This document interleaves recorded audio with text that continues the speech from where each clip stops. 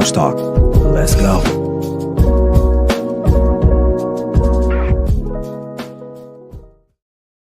What's going on, everybody? Good evening. Happy Thursday. I am your boy, Ryan Flowers, a.k.a. Clutch Sports Talk, and welcome to another episode, week 15 episode of NFL Matchups. I'm streaming live right now on YouTube, Facebook, and as well as on TikTok. Hit me up on those platforms. But we have a great show in store for you guys tonight, as we usually do. We're going to be talking about Kevin Stefanski and Shedeur Sanders, and that's in this a strange relationship that they've kind of come into union with, right? Well, I'll give you my thoughts on that. Also, got to talk about the Kansas City Chiefs. Is the dynasty over? Are the kings of the AFC, the kings of the NFL, are they done, or can they bounce back? I'll give you my thoughts on that as well. And of course, it wouldn't be NFL matchups if I did not break down all 16 matchups for this week in week 15 of the National Football League. So if you love football, you love sports, you like talking a little junk, drop your comments, subscribe, but sit back, relax, and enjoy the show. This is NFL Matchups with me, Ryan Flowers. You know what to do. Let's go. We're going to be here all day, baby. I like this kind of party. I like this kind of party, baby.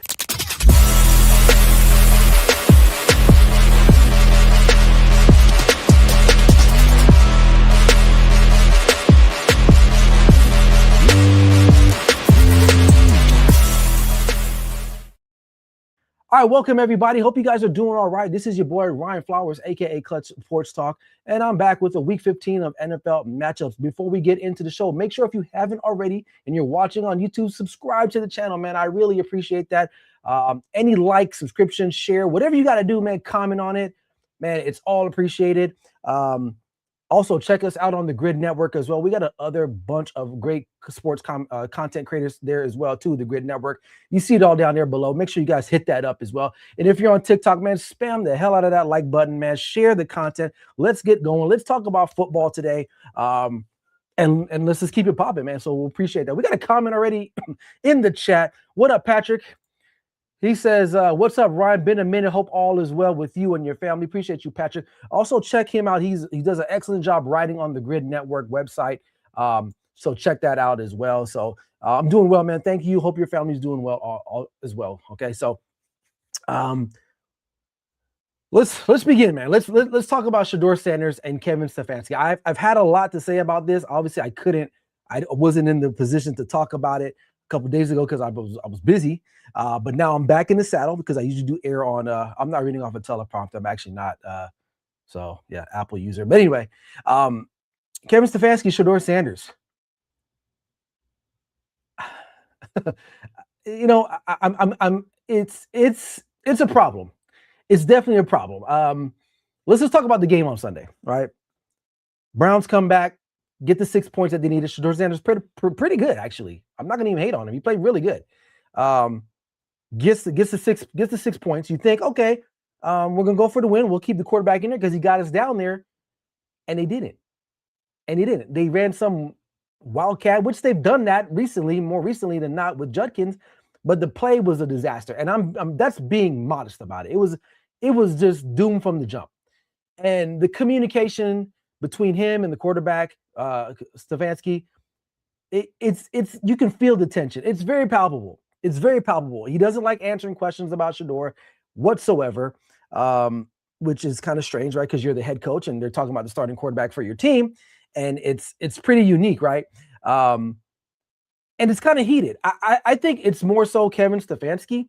I don't think Shedeur really has any type of real animosity. At least that's what he's expressed out openly throughout the public. I haven't seen that from him. He's just his typical self, being real confident, joyous, whatever the case you want to call it. But Stefanski is the one that's kind of a little round up a little tight. And it could be for a couple of reasons, right? Number one, it could be his philosophy. Stefanski is a very structured kind of guy. If you go back and look at his coaching evolution, his history, very structured.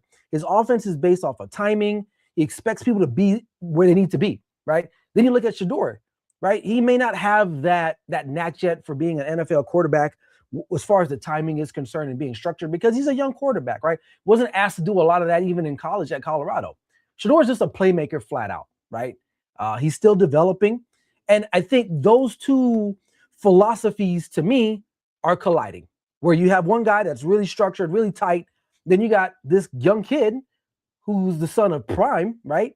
who's very gregarious, very boisterous, very outlandish, very cocky, confident, right?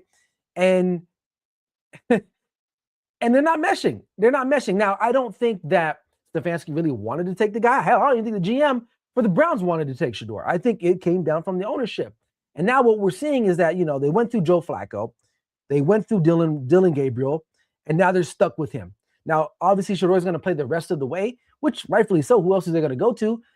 If I'm Shedeur, I'm using this as a audition for the rest of the league, because I don't believe Kevin Stefanski is going to be there next year with the rest of that coaching staff, and I don't think that the Browns want to keep him. I don't know. We'll see how it plays out. Maybe they might, because we don't know what the status is on Deshaun Watson and his whole injury and even his contract situation. So don't know how that's going to pan out. But the question is, will Shedeur be able to adapt quickly within the last couple of weeks, or does he just say, to hell with it? This guy's out of here anyway. He's a what's the word? He's a lame duck kind of coach. I'm just going to continue being me, and that's how it's going to be. And I think overall the dynamic between the two is just that they're just two different people. And Stefanski is not willing to conform to the young quarterback because, hell, he didn't even want the guy, right? And if I'm Stefanski, maybe you might want to give it a try because it might very well save your job. Now, I don't know if Shedeur is going to be a great NFL quarterback. I don't know. I really don't know. Only wins are against the Raiders. Who was there? Did he get? Who else did they beat? Raiders. Didn't they beat somebody else recently? I forgot. I'm losing my mind here. But he did throw for over 300 or 400 yards last week against the Titans. But again, it's the Titans, so there's a lot needs to happen for Shedeur Sanders for a lot of people like myself to be like, okay, this is the guy. He has shown glimpses, and which is a start. And that's kind of what you want to see from a young quarterback. Something that's tangible that you can say, you know what? I like that. Let's see if we can see a little bit more of that in the future, especially against some really good teams, not like the Raiders, not like the Titans, right? So we'll see. I believe they got the who they got this week. I forgot who they got. Well, I guess we'll talk about that here in a second. Off the top of my head, I forget. But let me know what you guys think. I mean, the relationship is definitely estranged for sure. And bigger picture, this organization, the Browns, is just not a well-ran organization, period, from top to bottom. And they just can't figure shit out there. So, and I don't think it's going to get any better, right? Dylan Gabriel's not an NFL quarterback. I think we've seen that enough. We've been there, not trying to see that again. What I think Shedeur has going for him currently is that he is willing to push the ball down the field. And you need to do that in National Football League. Dinking and dunking can only get you so far. At some point, you need to complete passes 20 yards or more. That's just how it is. That's the fact, right? I didn't play in the NFL, didn't coach in the NFL, right? But I've watched enough football to say a 5-yard pass here, a dump off there, that ain't going to get it done against NFL defenses, and not to include elite NFL defenses that are like, cool, please throw it to the check down. We'll take that all day, right? You're seeing that kind of with Jalen Hurts a little bit too, where he's not willing to put the ball down the field. However, though, Shedeur is. We saw that in college. And maybe if he can refine a couple other things and maybe just get a little bit more humble and accept the fact that right now, I think he does know this. I think he does realize that there's a lot of pressure on him. There's a lot of people that want to see him fail. There's a lot of people that want to see him succeed. So he's very polarizing at this point. So whether he's going to be in Cleveland next year, with the new regime, I don't know. There's a lot of questions, but if I'm Shedeur, continue to keep trying to improve each and every week, I guess, regardless of who the competition is, because you can't control that. Only control what you can control, and it's protecting the football, making the right read, stepping up in pressure, right? Running when you need to run, dumping it off when you need to dumping it off, right? As far as like him being pulled in and out for some wildcat formation, that's not his call. That's the coach. And I feel like in that particular situation, to go back full circle at the beginning of this conversation, Stefanski should have let Shedeur play. Simple as that. This is where it starts to be very blatant that he don't like the kid, and he'd rather just do it his way versus just doing it what would presumably be the right way. So I don't know. What do you guys think about that in the comment section, man? We got a lot of fantasy questions up here. But I don't know. Let me know what you guys think about that. And we'll keep it going. Oh, I said, well, why did I hate an invitation? Oh, I got fat fingers here on YouTube. I'm on TikTok, excuse me. But anywho, all right, moving on. Let's talk about the Kansas City Chiefs and the dynasty. The dynasty of what we've known, back to back to back AFC Conference Championship wins, back to back to back. I don't even know the last time they lost the AFC West, honestly, if I'm not mistaken. But doesn't look like they're going to be making the playoffs anytime soon this year. I think their chances are done with that loss last week. I believe it was Sunday night against the Texans. I'm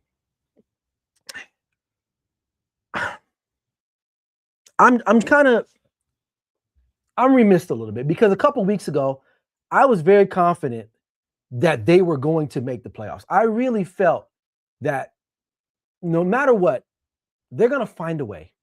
It's Patrick Mahomes, Andy Reid, Travis Kelce. The defense has always been pretty stout or at least bend but don't break type of style defense.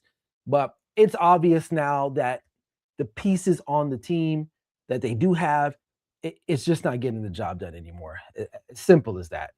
And I kind of think they lost their identity. They don't really know what they're doing. When they got Rashee Rice back, it kind of was like, okay, all right, because that guy's a stud. I mean, there's no debating that guy's a stud because he is.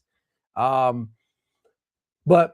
he's been back a couple weeks. They've won a couple games, but they lost some games, and you just feel like there's something missing from there. That Cowboys game could have went either way. Mahomes played great, Rice played great, but their defense let them down, right? You're watching the game on Sunday. They just don't have that firepower. They're just missing something. They don't really have a running game. And to be fair, they never really had like a very strong, potent running game. It's always just been kind of like, we'll run the ball just to be efficient, just enough to where the defenses are kind of guessing, like, what are we going to do? And the defense that used to kind of be like the focal point of the team is not that good anymore. Guys like Chris Jones have regressed. The linebackers have never been really like off the chart, off the wall type linebackers. Really good, like Chanel, those kind of guys, but overall not really like household names. And even their secondary, guys like McDuffie, who a couple years ago, one of the best young corners in the National Football League, they're just not getting it done anymore. And rightfully so. When you've been this successful for so long, you're not going to be drafting high. You're going to be drafting pretty low every spring in the NFL draft. And, and you're not going to get the talent that maybe you probably need to be replenishing your coffers there, especially on the defensive side of things. I think offensively, Patrick Mahomes is not done. I mean, he does need help. He's not going to be the same guy anymore. Guys like Rice is good, but they're going to need another wide receiver. I don't think Worthy is the guy that they thought he was going to be. Worthy, when he came out of Texas, everyone thought, okay, he's going to be this next Tyreek Hill type of player in this particular offense. And quite frankly, he's not as explosive. He's fast, but he's not as explosive as Tyreek Hill was. Okay. There's a difference between explosiveness and being just flat out fast. And I don't think he is either. At least he's not explosive for sure. And then you look overall too with the coaching staff with Kansas City, a lot of his key assistants are gone. And they've tried to make adjustments, and it just hasn't worked out. It just hasn't worked out. And they have lost a lot of close games this year. I can't think of a game that they lost where they just were blown out. I mean, majority of their losses this year have been decided by 7 points or less in some cases, sometimes even 1 or 2. And right now, for a first time, I think in Mahomes' career, he's overmatched.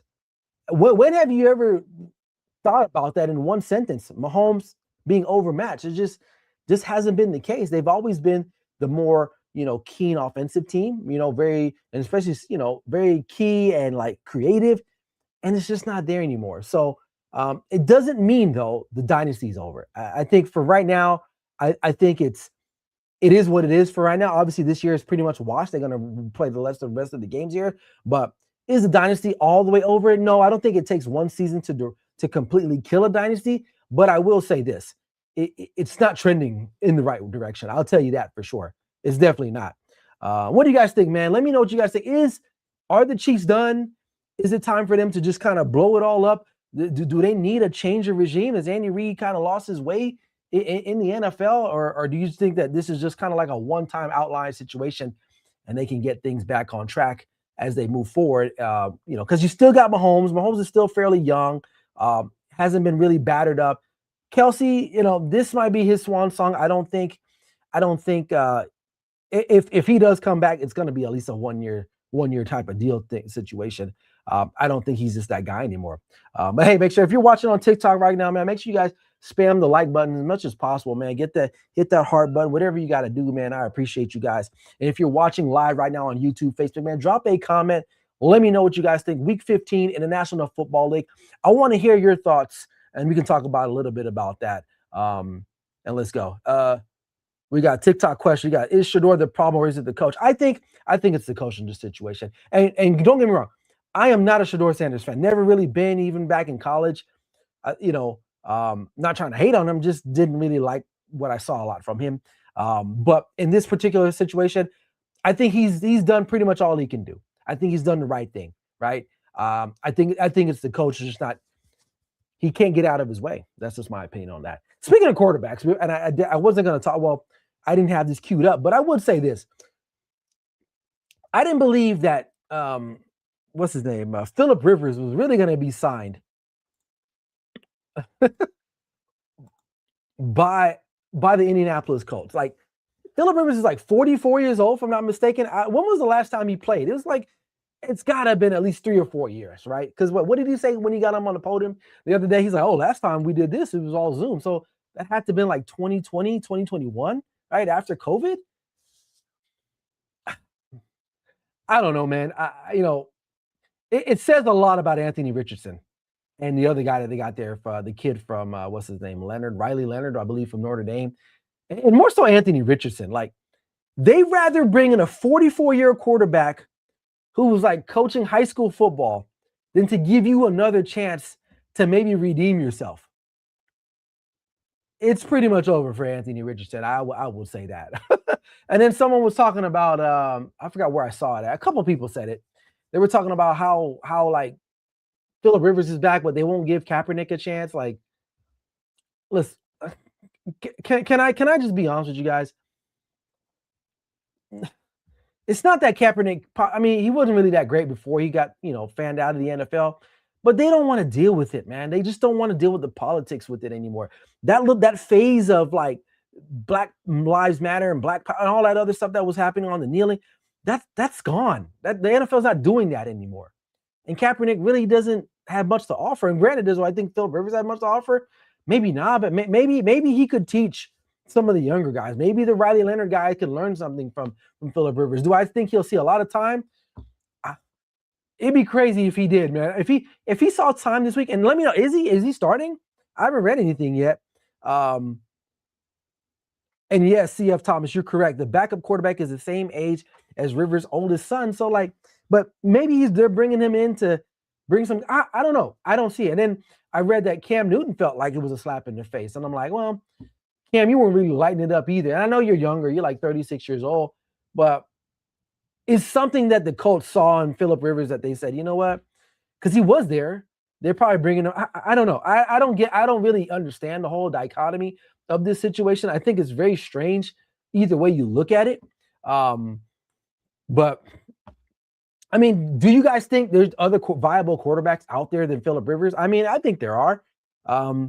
Maybe Cam Newton was a better option, but Cam he's doing the talk shows now. I mean, has he been really putting in work? Maybe he has or hasn't. I don't know, right? CF Thomas on TikTok says Cam got his chance with the Patriots. We already know what would happen, right? I rightfully so, But damn, 44-year-old quarterback. Is he the oldest quarterback in the NFL? I mean, right? He's got to be the oldest quarterback, if I'm not mistaken. That's just crazy to me, man. It's just crazy to me, but. All right, but let's keep it moving, man. Let's talk about these matchups, man. We got Thursday night football. Falcons at Buccaneers. Tampa Bay favored -4.5. Over unders 44.5. It's pretty simple for me. Tampa Bay, you got to force some turnovers, man. Control the clock. You guys are still dealing with some injuries. You got to slow down Atlanta and slow down Bijan Robinson, okay? Atlanta, you have to continue to make explosive plays down the field. Simple as that. The young skilled players that you guys have are probably some of the best young skilled players in all of the National Football League. You have to get after that. You have to get after that. Now, they're in Tampa Bay this week. Tampa Bay, to me, man, it's an interesting situation. We're looking at them. They were one of my hottest, strongest teams in the NFC, but all the injuries, they just haven't played really well. I know they got Bucky Irving back, but for some reason, I don't know, man. This one was a close one to me. Minus 4.5. I probably would have went a little bit closer than that. I can definitely see in a world the Falcons winning this game straight up. So you can look at it two ways. You can go the money line, or you can take the plus. In this case, I'd probably be more inclined to take the plus 4.5 on this game. But I do see the Falcons presenting a challenge just because right now, they're maybe a little bit healthier than the Buccaneers, although the Buccaneers at home, they just haven't looked good or right in the last couple of weeks. So I'm going to go with the Falcons on this one. All right, we got the Jets and Jaguars. Jacksonville opened up at minus 13.5. That's a large spread in the National Football League. Over under is 41.5. Keys to victory, Jags, listen, just run the ball early, dominate the early possessions, and control the time on the clock there. And then the Jets, what they got to have to do is they're going to have a lot of quick strikes and get some turnovers. Limit the amount of times Jacksonville has the ball. I don't think it's going to be enough. I do like Jacksonville to win this game. I don't think they'll cover, but I do like Jacksonville to cover, and to win this game overall. All right, Browns and Bears, interesting matchup here. We got Shedeur Sanders, Caleb Williams. Chicago opened up at minus 7.5. Over under is 38.5. Bears, you know what? You got to set the tone early. You got a young quarterback. You're at home. Set the tone immediately. Get after Shedeur. And then on the flip side, offensively, get those big plays going. Take the life out of the Browns as quickly as possible. And as far as the Browns are concerned, Shedeur, protect the football, and you have to convert on third downs. I know that sounds so cliche to say, but it's very important that they continue to move the chains in this particular game, because the more and more you keep the ball from the Bears, the likelihood of you sticking in that game is going to increase. However, I do like the Bears to win the game. I do like them to cover at minus 7.5 for sure. All right, we got Bills at Patriots. Bills minus 1.5 on the road. Over under 49.5. Bills, it's pretty simple. Pressure the quarterback, get after it, and especially you're going to have to try to find a way to slow down this resurgent New England Patriot running game, right? So you could do that. You got a chance. As far as the Patriots are concerned, you're going to have to figure out a way to contain Josh Allen somehow, some way, right? Force a couple turnovers for him. Make them one-dimensional. Make him have to hand the ball off to somebody else, and you might find yourself in a predicament where you can control this game. Now, the Patriots are looking to sweep the Bills. That's why this game is going to be a little bit more harder, because the Bills have something to play for, right? They don't want to go 0-2, and especially they're trying to stay in the race here in the AFC. This is a big game for them. Overall, I do like the Patriots to win at home. I think they are on a trajectory. I'm not all the way sold yet, but I do believe in them a little bit more than I did a couple weeks ago. The Bills, to me, are good, but in these types of situations, they kind of struggle a little bit. I think the Patriots are a well-coached football team. I like the Patriots to win this game on the money line and get the win at home in front of the Patriot faithful. We got Ravens and Bengals. Baltimore opening up at minus 2.5 on the road. Over under is 52.5. We just saw these two teams not that long ago play on Thanksgiving night, where the Bengals, Joe Burrow in his return, just laid the smack it down on the Ravens. Big plays was the key to that game on Thanksgiving. So it's going to be a key again on Sunday. Ravens are going to have to try to find a way to limit. Not sure if T. Higgins is playing. Still, nonetheless, they got Joe Burrow. But it's back to the Ravens. What I meant to say was that they got to find big plays themselves on offense, and they got to limit big plays on defense. And if you're the Ravens offense, you got to be balanced, man. Like, Lamar Jackson has not looked like the Lamar Jackson that we're used to seeing. He just hasn't been the same guy overall.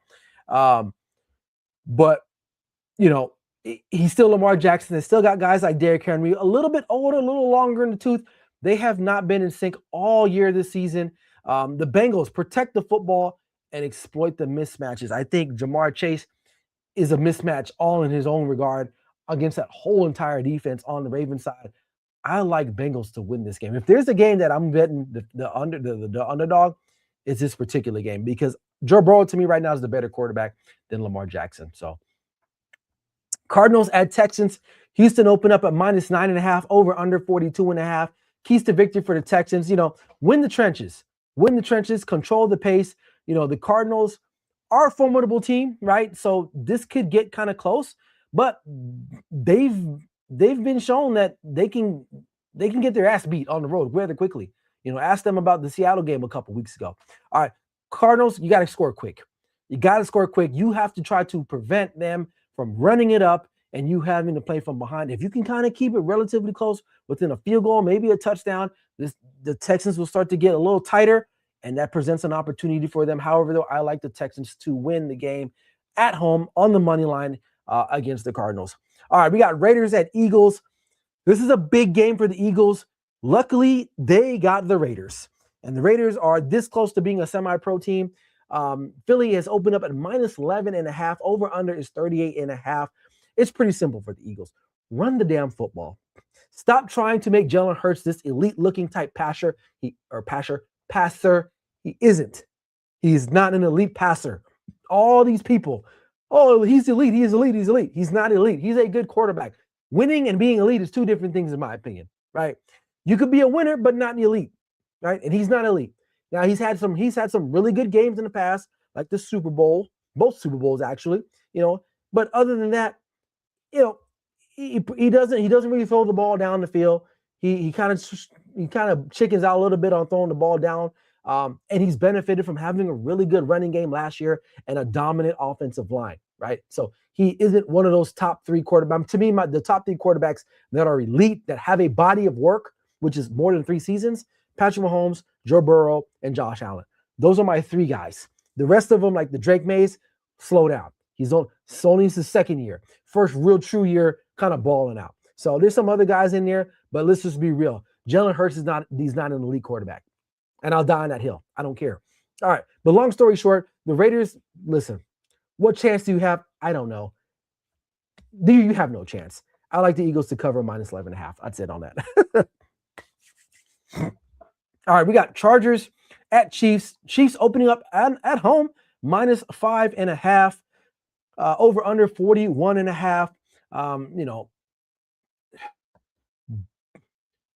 The Chiefs, we're going to see how prideful this team is.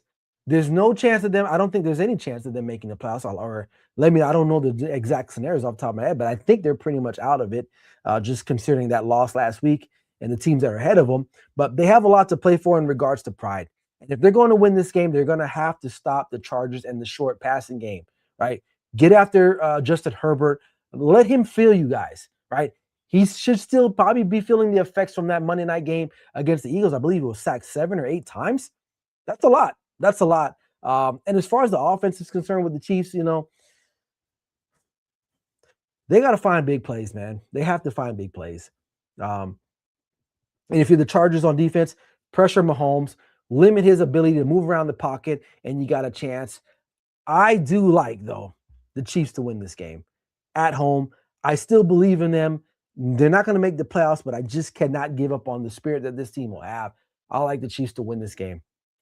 All right, we got the Commanders at Giants. Giants open up at -2.5. Over under 47.5. Jalen Daniels is not going to play this game at all. Marcus Mariota will get the start. Giants is pretty simple, man. Continue to minimize your mistakes on offenses, particularly, and punish the other team by getting those turnovers and taking those turnovers and turning them into points. If you can do that, you got a chance, right? Commanders, you're going to have to be in rhythm. Marcus Mariota, although is a very pretty good backup, he needs to be consistent. He needs to find his rhythm. He needs to maintain that rhythm. And if he does that, then they got a chance. I do like the Commanders in this point, though. I do like the Commanders to win this game on the road. I think they just got a little bit more oomph in them. All right, let's go afternoon games. We got a slate of them here. We got the Seattle at home against the Colts. Seattle -14. The biggest favorite, I think, all this week, right? And they're at home. And if there's a sure thing, this is a sure thing. I do not see the Colts keeping this close at all. Whatever quarterback they roll out there, I just don't see it. So keys to victory, though, for Seattle, just dominate with your defense. That defense has been so stifling for any quarterback that comes into Seattle. Continue to do so. And if you're the Colts, you're going to have to find explosive plays somehow, some way. but I just don't think they get it done. I like Seattle to cover at -14. All right, Titans at 49ers. 49ers is -12.5. Over under is 44.5. 49ers continue to be balanced. You're still missing some guys, but you still got George Kittle. You still have Christian McCaffrey. That's pretty good. Still pretty good. As long as you're balanced, especially on running the ball, Brock Purdy has a good chance. Your defense is a little bit limited. You are playing the Titans, though, so you don't need to be at full strength. Titans, though, you just have to find a way to keep it close, man. They're gonna have to find ways, again, stealing extra possessions by getting some turnovers, playing good defense, getting off the field on third down, especially try to force the 49ers into quick 3-and-outs, giving your guys more opportunities to score. But I don't think they can get it done. I like the 49ers to win this game and actually cover. Packers at Broncos. This is a big one, too. We got the Packers on the road heading into Mile High at -2.5 favorites. The road dogs, road favorites, excuse me. Over under is 42.5. Packers, bring your defense. When you travel to places like Denver, where it's a little difficult to play, your defense better get on that plane too.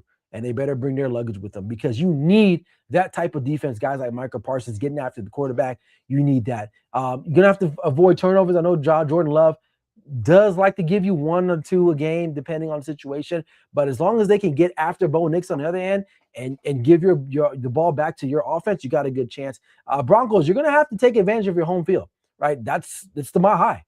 It's the Mile High. A lot of teams struggle to play there, rightfully so. I go out there every year for my daughter, and the air is thin. You can feel it when you get off that plane. You're walking from baggage claim to the taxiway to the ride share. You're like, damn. Whoa, you know what I mean? And so they're gonna have to use that to their advantage. But in the end, I like the Packers to win this game. I think they're the better team right now. I don't believe in Denver so much. I don't think Bo Nix is that good. I think his defense does bail him out. He will play 3 quarters like shit, and then the last quarter he'll pick it up, or vice versa. Or he might play all 4 quarters, but then like the last 3 minutes pick it up and he'll look great. But I don't like that. I like the Packers to win this game for sure. All right, we got Lions at the Rams. Last time I checked, I thought this might have been a pick'em, or at least the Rams are home favorite. At least I think 2.5 or 3.5. Let me know if I'm right or wrong. But overall, I think the Rams, they had that loss in Carolina the week before, which was like an outlying. I think this is a really good football team, nonetheless. Against the Lions, you're going to have to control the line of scrimmage. Simple as that. Your offensive lines have to dominate them, and you're going to have to push them back, especially on defense as well. We all know the Rams have the firepower for explosive plays. And I think that'll happen. I don't think this Lions defense is that good right now, although they're coming off a really big win last week against the Cowboys, where they kind of shut them down a little bit in the first half. Second half, a little different story. Lions, they need big plays, and they need them early. I don't think it'll be enough. I like the Rams to win this game. All right, 2 more games to go. We got Vikings at Cowboys. Oh, so I take that back. We got Saints. Where's the Saints game at? So it's Saints and Panthers. Where's my notes for that? Saints and Panthers. Saints -6.5 at home. Really big win last week for the Saints. Going on the road to Tampa Bay. I told you, man, Tampa Bay is not playing really that good right now. To let the Saints beat them. But overall, keys to victory for the Saints is pretty simple. You have the home field advantage. Use that. Take advantage of that for sure. Stop the rush because you got the Panthers and Chuba Hubbard and what's the other guy there that they got running the football there off the top of my head? I can't think. It's Hubbard and Rico Dowdle. Stop that. You got a chance because not a big fan of Bryce Young. Decent, but overall not somebody that I'm really that afraid of if I'm looking at him from a defensive perspective. But the Panthers quick strikes try to limit the crowd in this game because when that place gets going in that dome, it gets loud, man, and the fan base will energize the Saints. So I do like the Saints at home. I just like them at home. I like them to cover. All right. All right, let's see what we got here. Any more comments here? No. All right, Dallas. Dallas at home against Minnesota. Last time we saw Dallas Cowboys, George Pickens, he looked like George Pickens from Pittsburgh. That's what we were all worried about. It showed out. Cowboys, though, man, their playoff chances are very slim. Obviously, I think it's really like 8% or less. Now that loss for the Eagles really did help them, but they got to win out, and then they need like the Eagles to lose like 2 games or something crazy like that. But they're still in it, I guess. But keys to victory against this team, against the Vikings, is pretty simple. Offensively, they should have their way with them. They should try to have their way with them, I would say. Defensively, this is a good team you want to play against, especially a defense that's not really that strong, because they got railroaded last week in the first half, I would say. I mean, overall, it wasn't a great game for their defense. But if they can just, well, I don't know who's starting. Is it McCarthy? I don't even know. I guess it has to be, right? I don't know who else is there for them other than that guy they tried to roll out against Seattle. That was a mistake. But the Cowboys have the offense. The defense has been playing a little bit better, especially in the trenches. Vikings, it's pretty simple, man. You got a young quarterback, whether it's McCarthy or the other guy. You got to find a way to sustain drives, and your defense is going to be asked to do a lot, and they're being asked to do a lot every week, and I just don't think they'll get it done. I think this will be a track meet like the Cowboys to win this game at -5.5. And finally, we got the Pittsburgh Steelers Monday Night Football taking on the Miami Dolphins. Pittsburgh is -3.5 favorites. For the Steelers, man, just run the football, run the clock, get out of this game. Your offense isn't that great. You're hoping that your defense will be better. I thought I read today TJ Watt was going to the hospital, so don't know how that's going to affect him, if he'll be ready to go on Monday night. So hopefully, wishing him the best. Dolphins is pretty simple, man. Find that rhythm early. Try to get early, quick first down, sustain those drives, limit your mistakes. You got a chance. I like the Dolphins. Somehow, some way. I don't know why I do. Well, where's this game at? Is this game actually in no, it's in Pittsburgh. It's going to be cold. I take that back. I like the Steelers. Just for that sheer fact. If this game was in Miami, I like the Dolphins. But this game is in Pittsburgh. I like the Steelers to win this game. It's just going to be too cold. And Tua doesn't play well in the cold. And that's a fact. We know that for a fact. So, all right, there you have it. All 16 games, NFL matchups, man. Thanks for everybody for hopping in, man. TikTok, you guys, a lot of fantasy questions. I'm going to have to get my newfound cousin. I don't know if he's still in here, Larry. He does have I think he goes live like every night, I believe, here on TikTok. I forgot his name off the top of my head. Let me see if I can find it in here. But he does go live, so check him out. I think it's like Sports with Shorts. I think that's what it's called. He goes live, so check him out. We're going to have to do a collab here soon here on either TikTok or on YouTube. So whatever you're watching on, appreciate you guys. So tonight's Thursday. I should be back next week, Tuesday, for some more NFL matches. It'll be week 16. Week 16. That is crazy. We're just going through the season. So other than that, shout out to everybody that watched the show. If you haven't already, like and subscribe to the channel on YouTube, Clutch Sports Talk Podcast, as well on the Grid Network at the Grid Network YouTube. As well, hit me up on TikTok at Clutch_sports_talk and on TikTok, at IG at clutch.sports.talk. Hit me up, all those platforms, man. Other than that, I am about to get up out of here. Enjoy the rest of your Thursday evening. Enjoy the football tonight. Until next time, this is your boy, Ryan Flowers, a.k.a. Clutch Sports Talk. Never settle till the work is done. We'll see you guys next week. Peace. Clutch Sports Talk. Let's go.